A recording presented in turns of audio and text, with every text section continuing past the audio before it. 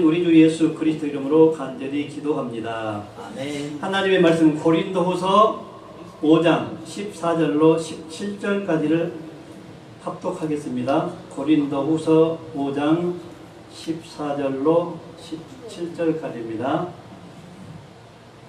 제가 합독합니다.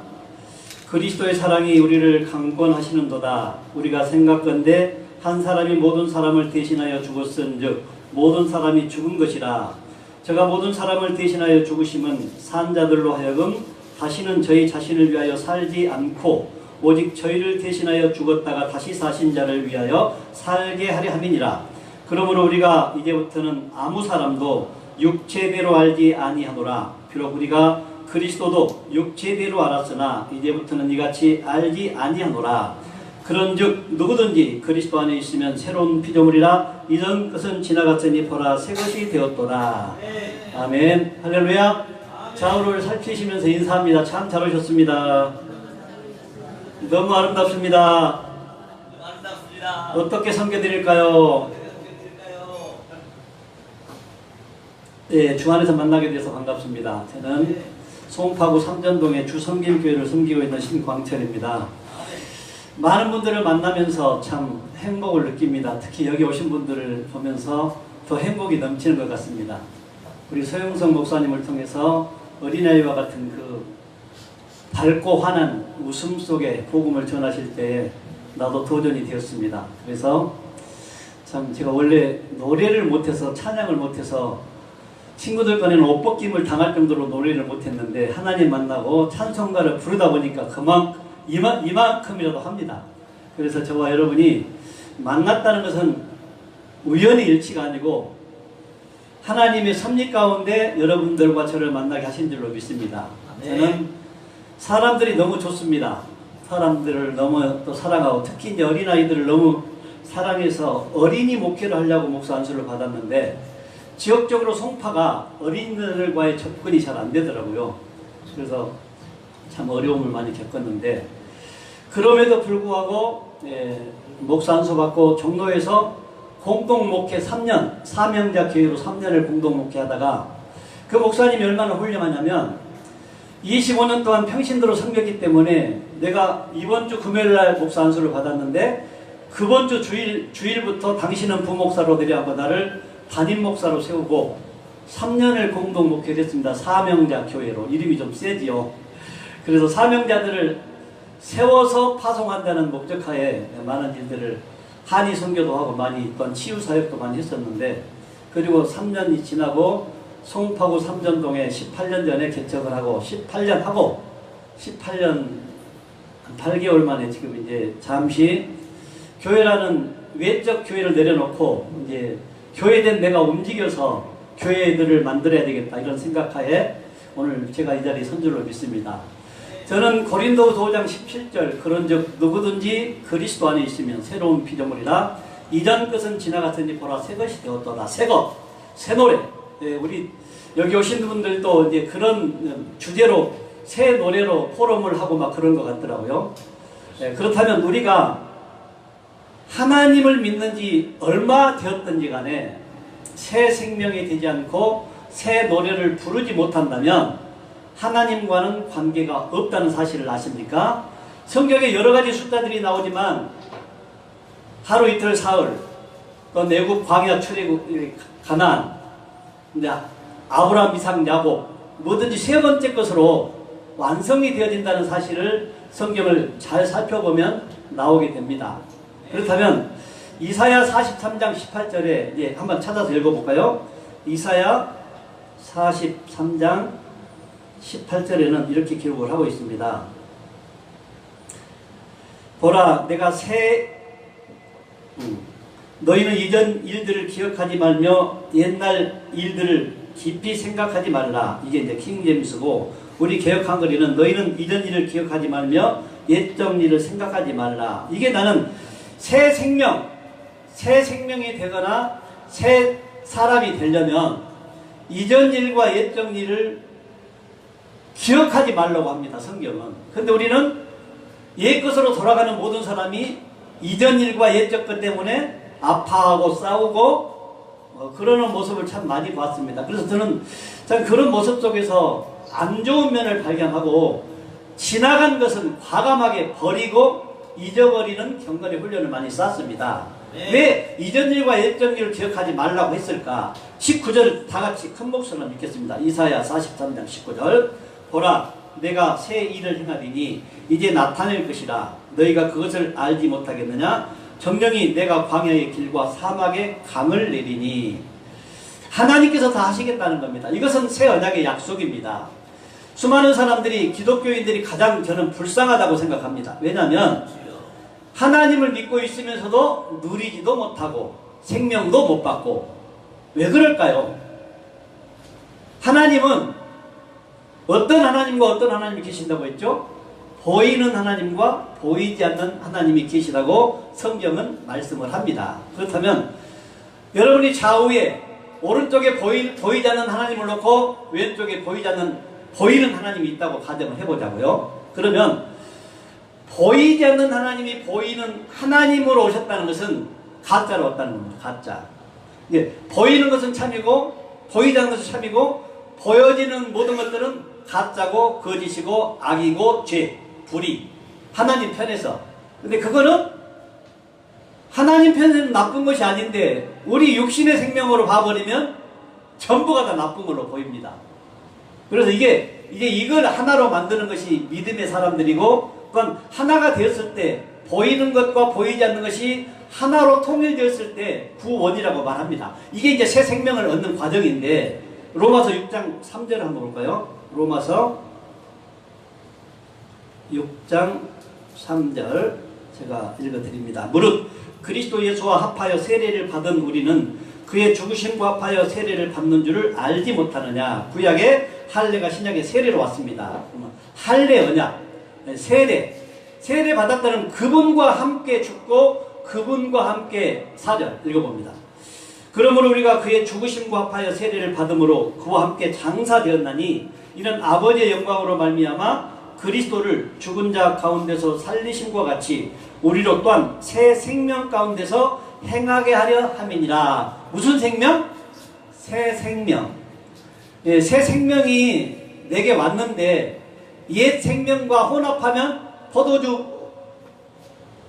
비유를 통해서 가죽 부대가 터진다고 했죠. 그래서 이게 이제 쉽게 이제 우리가 잘할 때는 여기 오신 분들은 거의 다 그래도 좀 어려움을 겪은 분도 계시지만 우리 2, 3 정도 되면은 옷 한 벌 얻기도 힘든 시대에 많이 살아왔었거든요. 어머님이 장에 가서 새 옷을 사왔는데 헌 옷 위에다 입어요? 벗고 입어요? 벗고 입죠. 벗고 입어야 폼이 나잖아요.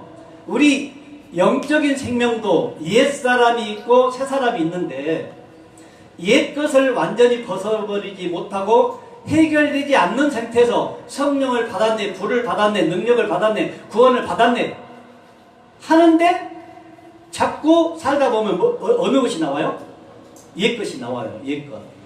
이것 저는 바울 서신을 통해서 참 우리가 마귀와 싸움을 많이 시키잖아요. 교회들이.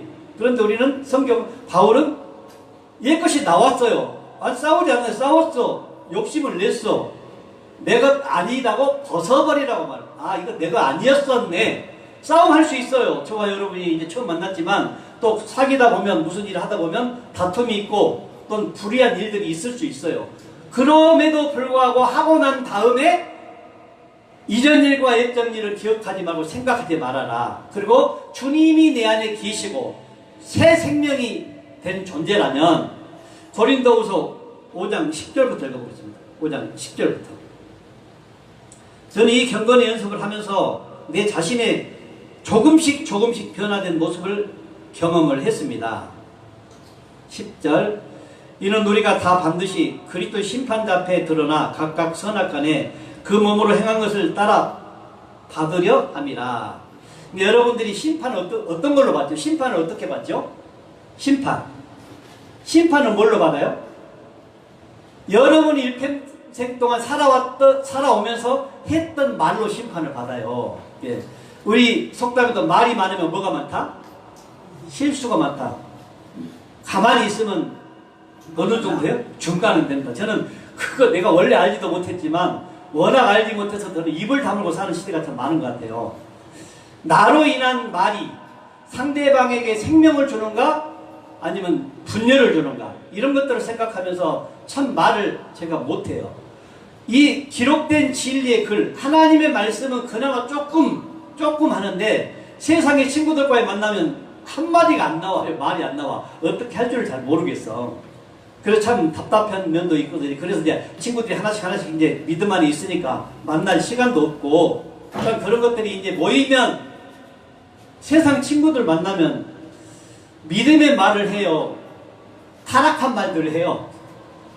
거의 하나님 편에서는 부정적인 말이 많이 나와요. 그래서 이제 될 수 있으면 이제 제가 이제 가까이 가면서도 이제 많이 내가 절제를 하는데 그런 모든 것들 가운데 입술의 절제가 말이 많으면 실수가 많다. 그래서 제가 말을 많이 적게 해요.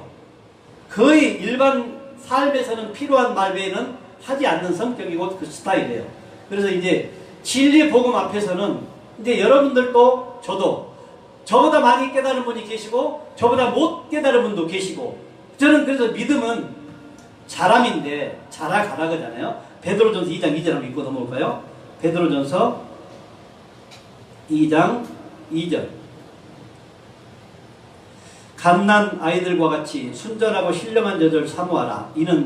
이로 말미암아 너희로 구원에 이르도록 자라게 하려 함이라.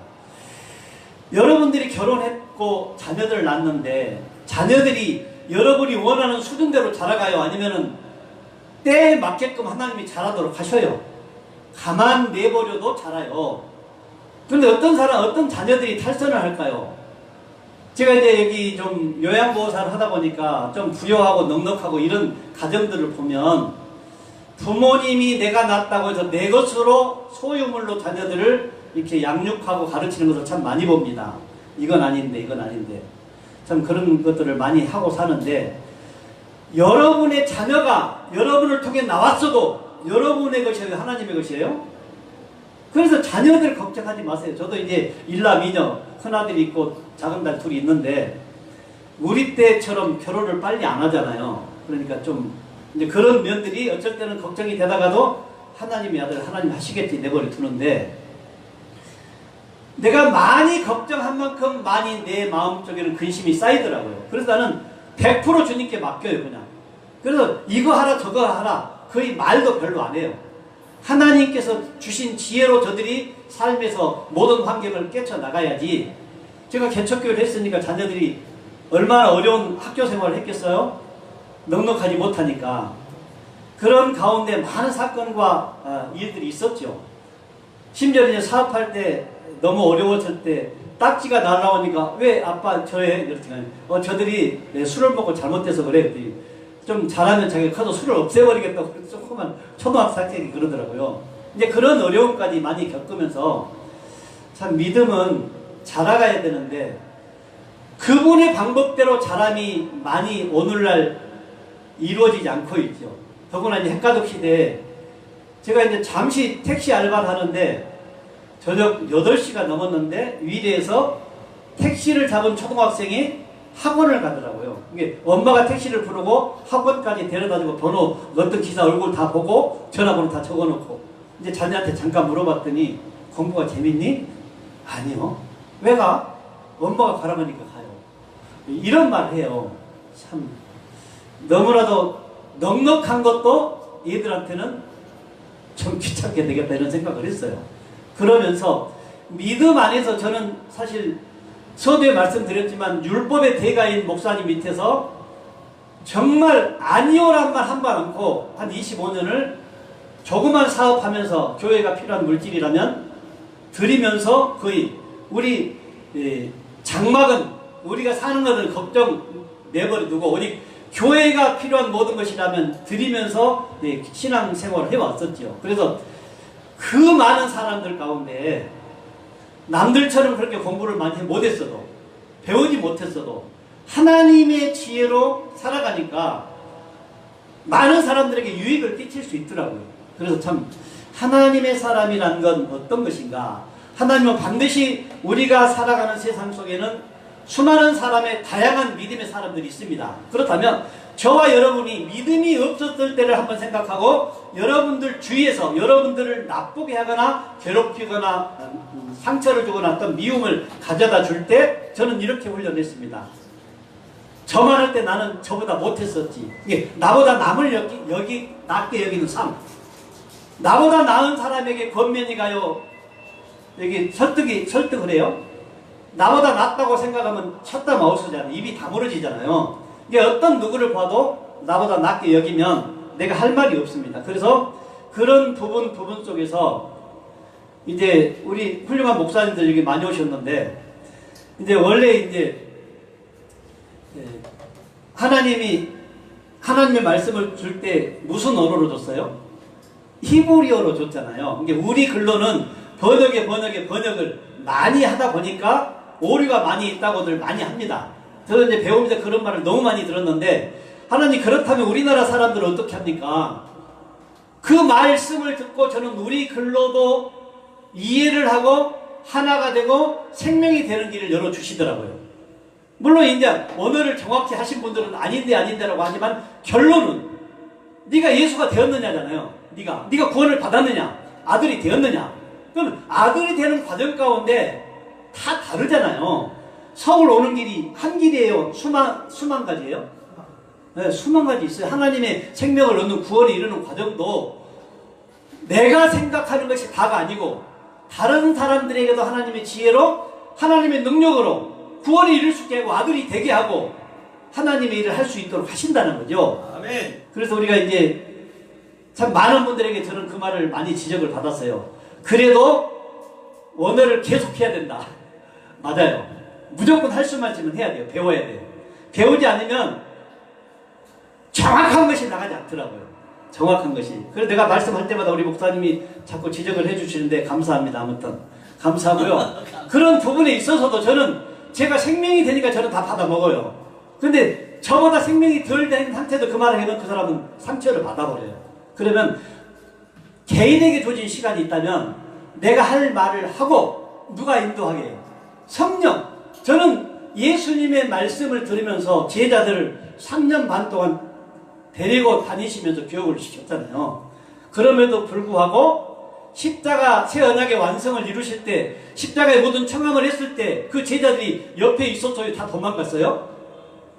하나님이신 분이 사람으로 오셔가지고 하나님이 직감을 들은 제자들도 육신의 생명으로 하나님의 말씀을 받으면 알 수 없다는 것을 말하는 거예요. 다시 말하면 니고데모가 밤에 아직 깨닫지 못해서 찾아왔을 때 어떻게 구원을 얻습니까? 거듭나야 된다. 거듭나는 것이 주님이 그랬죠. 나는 위에서 났고 너희는 아래에서 났다. 그러면 예수님을 비롯한 모든 사람들은 다 어디에서 났어요? 처음에 아래에서 났던 그가 요한의 세례로 성령이 비둘기처럼 임했다고 했잖아요. 아니 다윗의 혈통에서 요셉의 아들로 예수가 왔다면서요. 근데 우리는 어디에 묶여 있어요? 동정녀 마리아에게 관계없이 예수가 나왔다.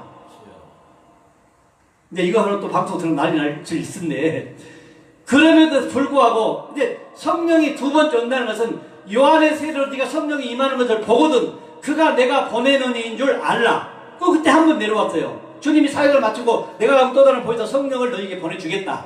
그럼 그때 두 번째 임하는 존재가 구원이에요. 이게 십자가 앞에는 새 언약의 완성이에요. 새 언약, 청함받는 사람, 십자가상이 청하면 청함. 그게 이미 십자가까지 따라갔다고 청함이 아니에요. 아니 택함이 아니에요. 청함받는 사람한테 택한 자는 적다. 다시 오셔서 그분이 나를 택해줘야 돼요. 아멘. 사도는 누가 사도예요? 아버지가 직접 부른 자만 사도예요. 아버지가 아들을 보냈고 아들이 제자들을 보내잖아요. 제자들, 오늘 여러분들 지금 여기 원어를 잘 알아가지고 이 진리를 깨달아 아는 존재가 예수가 되어 전하는 복음을 들었을 때 이제 생명 안에 들어간다는 거죠. 구약의 여호와를 역사했다면 신약의 예수 그리스도 사역을 했고 오늘날은 그리스도가 임한 여러분이 예수가 되어 사역을 하는 시대라는 말이죠. 아멘. 오늘날 예수들을 만나지 못하면 구원이 없다라고 성경은 단언을 해버립니다. 많은 사람들이 재림 예수, 우리 다시 오실 주님, 오늘도 찬양을 했지만 다시 오신 주님으로 불려야 돼요. 이미 오셨다니까요. 언제? 이게 말씀 몇 개만 이게 가지도 않았는데 보겠습니다. 누가복음 9장 27절. 9장 27절.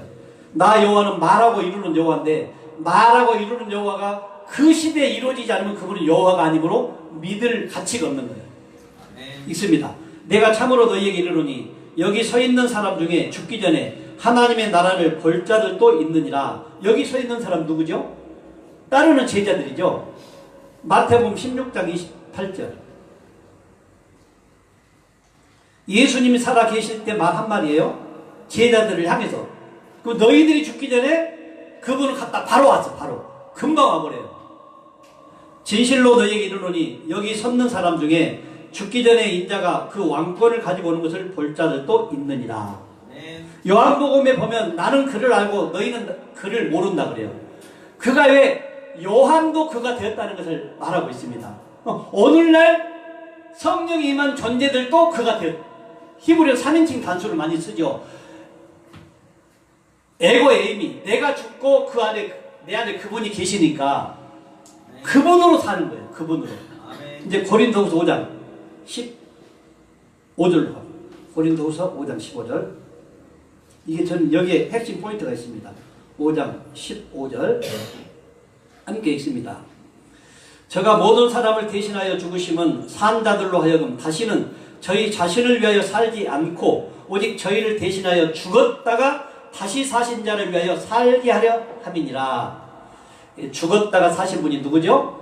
예수님 안에 계신 그리스도가 우리 표현에는 죽었다고 나오지만 아버지로 먼저 죽은다. 성령, 영은 아버지로 가버렸고 육체가 죽는 거죠. 영의 아버지로 갔다 아버지와 아들의 영. 아버지의 성령, 진리의 성령이 우리를 성전 삼고 우리 안에 오십니다. 이 오신 상태가 되면 이제 삶이 어떻게 변화되어야 되는가? 16절, 이게 경건의 연습을 하면요. 정말 많은 사람이 다 아름답게 보입니다. 16절 읽습니다. 그러므로 우리가 이제부터는 아무 사람도 육체대로 알지 아니하노라. 비록 우리가 그리스도도 육체대로 알았으나 이제부터는 이같이 알지 아니하노라. 아직 율법 안에 있는 그들도 육체로 보면 아우 답답해 막 한마디 해주고 싶잖아요. 주님도 그래서 내가 너에게 할 말이 많지만 내 안에 계신 아버지가 참되심에 아버지가 주신 말씀은 나는 너에게 한다. 우리도 그 연습을 해야 돼요. 진리의 안에 진리가 내 안에 왔다면 이제 수많은 사람들이 영혼 육에서 혼적인 기능이 지금 살았으니까 또 있다고 생각해요.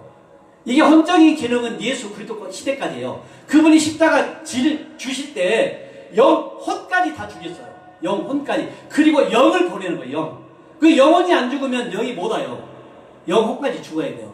그럼 우리는 영으로 사는 존재지 혼적인 기능을 내버려 아직 인자시대로 가는 거예요. 인자시대로. 이 영은 요한복음 6 아니 여기 읽고 나와요. 17절 있습니다. 17절. 그런즉 누구든지 그리스도 안에 있으면 새로운 피조물이라. 이전 것은 지나갔으니 보라 새 것이 되었도다. 새 사람이 되었어요. 어떤 사람도 육신을 따라 보지 않아요. 여러분들이 어떤 사람도 육신을 따라 보지 않으면 하나님 편에서 보면 내가 2단이다 3단이다 말할 수 있어요 없어요? 그 말 못해요. 사도행전 24장 5절 한번 볼까요? 사도행전 24장 5절.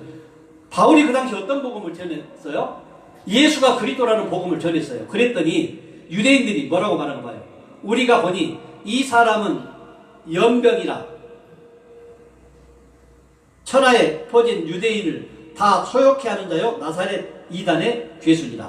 나사렛 이단의 우두머리다. 이렇게 말을 했습니다. 근데 우리가 오늘날 바울처럼 그 예수는 그리스도이시고 그 그리스도가 내 안에 왔으니까 주님이 가시면서 제자들 향해서 뭐라고 말해요? 요한복음 13장 15절. 요한복음 13장 15절. 이렇게 말합니다. 내가 너희에게 행한 것 같이 너희도 행하게 하려 본을 보였노라. 예수님은 뭐 보였다 그래요? 본을 보였다. 근데 빌립보서 3장 15절인가요?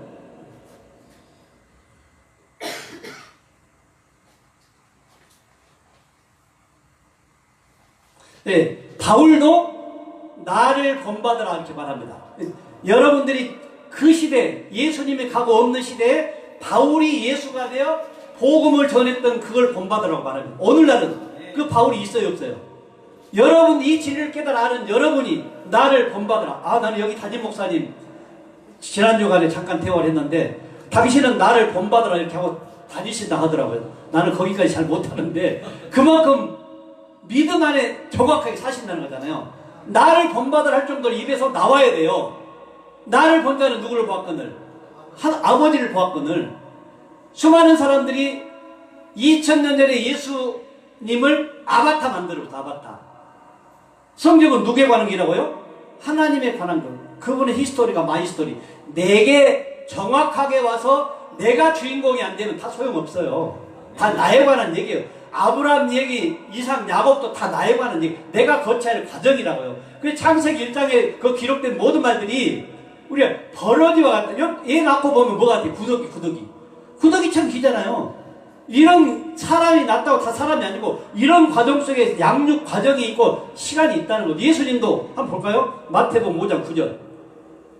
마태복음 5장 9절.